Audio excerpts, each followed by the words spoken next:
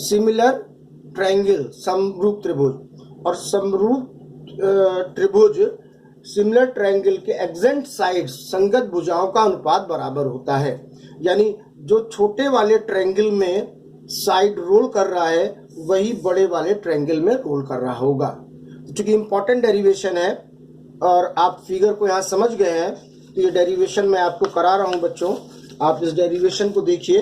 इसके लिए मैंने एक सुंदर सा फिगर बना दिया है आपके लिए। ये वही फिगर है जो अभी अभी आपने देखा, समझा, सीखा था। सारे नाम भी वही हैं, सब कुछ भी वही है। Small D distance between the slit, स्लिटों के बीच की दूरी।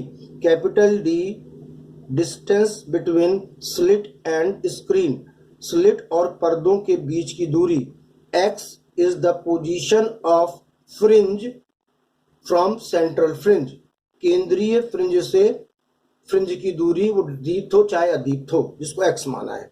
तो थोड़ा बहुत स्टेटमेंट आप लोग भी जरूर लिखा करिए। अगर आपसे हम ये कहें कि इस S2P और S1P में पाथ डिफरेंस कितना है, S2P और S1P में पाथ डिफरेंस कितना है, तो जब आप यहाँ परपेंडिकुलर ड्रॉ करेंगे तो ये निकलेगा पाथ डिफरेंस, जिसको कि हम S2A कहेंगे। यानी कि S2A क्या है, पाथ डिफरेंस। अब हम लोग अपना ट्रायंगल लेते हैं। एक ट्रायंगल कौन सा लेने को बोला था, ट्रायंगल S1 S2A। सभी लोग ध्यान से देखिए, S1 S2A। और दूसरा ट्रायंगल बोला था PCO, PCO। ध्यान से देखिए, आपको दिखाई दे रहा होगा। If they are similar then the adjacent side of both triangle are in same ratio. ये समरूप हैं, इसलिए इनकी संगत भुजाओं का अनुपात आपस में बराबर होगा। अब हमने पहले छोटे वाले ट्रायंगल को पकड़ा बच्चों। छोटे वाले में हमने लिया S2A और छोटे वाले में रेशियो लिया, sorry S1A। This is S1A, ठीक। दूसरे वाले में नहीं, S2A में सही बोल रहा था, S2A। ये क्या लिया, S2A, ठीक। मैं फिर से लिख दे रहा हूं, S2A छोटे ट्रायंगल का। और इस साइड फिर छोटे ट्रायंगल का हमने ले लिया S1 S2। अब छोटे ट्रायंगल में जो लोग ये रोल कर रहे थे, बड़े ट्रायंगल में वो लोग कौन थे, बड़ा कौन, PCO। तो S2A पाथ डिफरेंस है, और यहां पे देखिए बड़े ट्रायंगल में ये क्या है, फ्रिंजों का डिफरेंस, फ्रिंजों का डिफरेंस। तो हमने OP लिख लिया, पाथ डिफरेंस, फ्रिंजों में डिफरेंस। अब S1 S2 का रोल छोटे फ्रिंज में स्लिटों के बीच के डिस्टेंस को बता रहा था, छिद्रों के बीच की दूरी को बता रहा था। तो बड़े ट्रायंगल में ये क्या बताएगा, स्लिट और पर्दे के बीच की दूरी को। यानी कि ये CP है, लेकिन बहुत निकट है, इसलिए आप बार बार न लिख लिए, आप CO लिख दीजिए। अब हम इनकी वैल्यू रखने जा रहे हैं बच्चों, ठीक। S2A is equal to S1 S2 small d है, OP X है, और CO क्या है, कैपिटल D। तो हमने सिमिलरली क्या किया, वैल्यू पुटअप कर दी। अब हम लोग इसको क्रॉस मल्टीपल करते हैं, तो हमारे पास आएगा कि S2A is equal to X small d upon capital D, upon capital D। हमें यहां पर फाइंड आउट करना है कि फ्रिंजों की पर्दे पर डिस्टेंस कितनी है, यानी X को, पोजीशन को, स्थिति को। तो X ले लिया अलग, तो अब आपके पास आ रहा है S2A capital D upon small d। S2A बच्चों क्या है, पथांतर। अब आते हैं कि कब ये ब्राइट होगा और कब ये बंदा डार्क होगा। ये आपके सामने बिल्कुल लिखा हुआ है, पोजीशन ऑफ फ्रिंज, पर्दे पर फ्रिंज की स्थिति, path difference into capital D upon small d। अगर ब्राइट फ्रिंज की बात की जाए, मतलब कि दीप्त दीप्त फ्रिंज की बात करें तो जाहिर बात है दीप्त फ्रिंज में पाथ डिफरेंस लैम्डा होता है, क्योंकि या तो क्रस्ट मिल रहा होगा या ट्रफ मिल रहा होगा, क्योंकि श्रिंग मिल रहा होगा, गर्द मिल रहा होगा, और उनके बीच की दूरी जो है वो लैम्डा होती सिखा चुका हूं।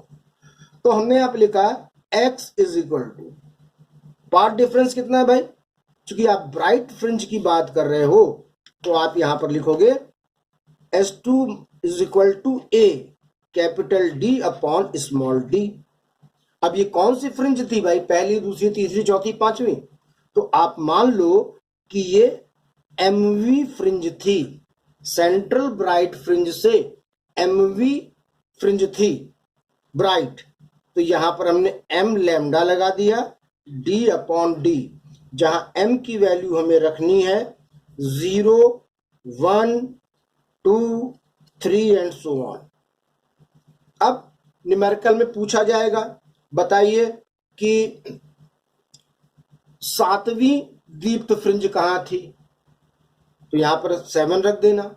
बोलेगा दूसरी ब्राइट फ्रिंज कहां थी, क्योंकि भी ब्राइट को निकालना है, तो यहां पर 2 रख देना।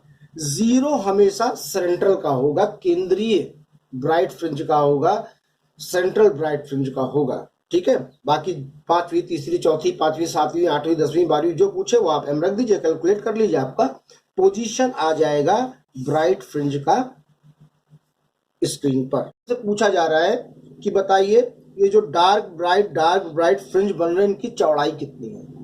क्योंकि यहाँ डार्क और ब्राइट सबकी विड्थ चौड़ाई इक्वल होगी, ठीक है, इसलिए देखिए इसको हम कैसे कर रहे हैं, इस पर आप ध्यान दें।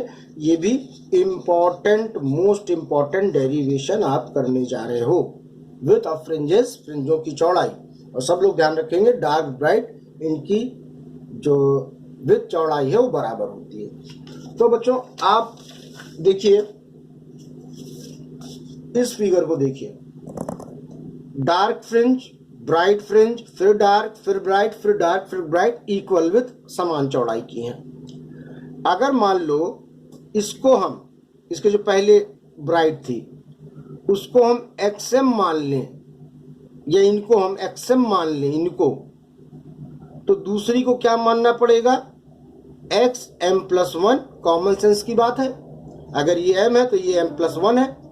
अगर इन दोनों को माइनस कर दें तो बीच में जो भी फ्रिंज है उसकी विड्थ, उसकी चौड़ाई निकल आएगी, क्योंकि चाहे डार्क हो चाहे ब्राइट हो विड्थ चौड़ाई इक्वल होती है ना। तो चलिए मान लीजिए ये हम XM ब्राइट के लिए निकाल रहे हैं, तो अभी सिखाया था M lambda capital D upon D, अभी सिखाया है। अब इसके बाद वाली क्या होगी, XM+1, तो ये क्या बन जाएगा, M+1 lambda D upon D। इन दोनों को आप माइनस करिए तो बीच में जो है उसकी चौड़ाई आ जाएगी, और चौड़ाई डार्क ब्राइट सबकी बराबर होती है, सो हम भी वही काम करने जा रहे हैं। तो विड्थ चौड़ाई कुछ बुक W दिखाती हैं, कुछ बुक बीटा दिखाती हैं, वो कितनी होगी यहां पर सिंपल, बड़े में से बच्चों की तरह छोटे को माइनस कर दो, वो हम भी कर दे रहे हैं। लेकिन अभी एंगुलर विड्थ कहां निकाली है, अभी तो केवल एक निकाला है।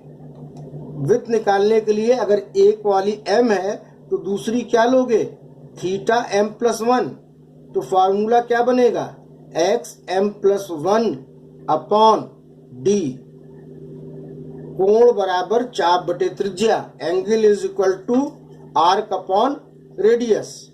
XM का फार्मूला सारे बच्चों को मालूम है, अभी भी सिखाया था, M+1 हो गया M की जगह, lambda capital D upon small d upon D और D कैंसिल, क्या बचा ये आपके पास, ये आपके पास बचा M+1 lambda upon small d।